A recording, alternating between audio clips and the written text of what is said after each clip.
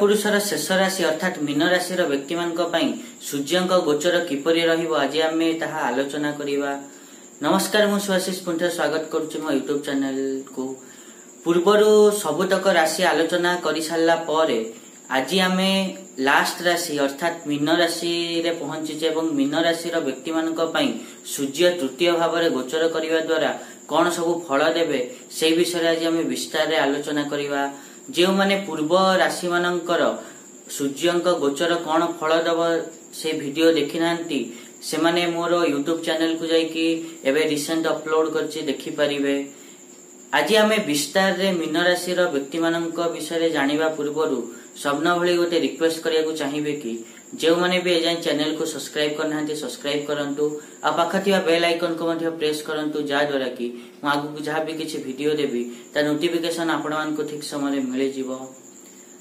प्रथम कथा हला कि 14 मे रु 13 जून जाए मीन राशि व्यक्ति मानक पई सूर्य तृतीय भाव में गोचर करिवे एवं सूर्य तृतीय भाव में भल फल देई थांती शुभ हेई थाए।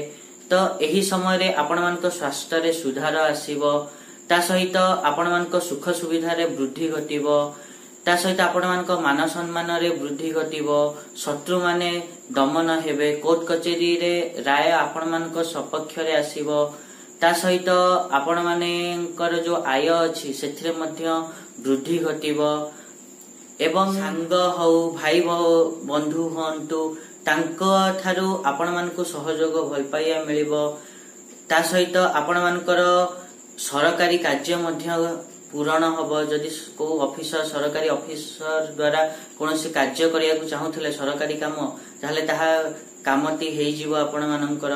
ता सहित जो माने चाकरी करचंती तांकर ट्रांसफर सहित प्रमोशन रो मध्य जोग रहिची, ता सहित जो माने छोटो मोटो यात्रा करिवे एही समय रे से माने मध्य लाभ रे रहिबे।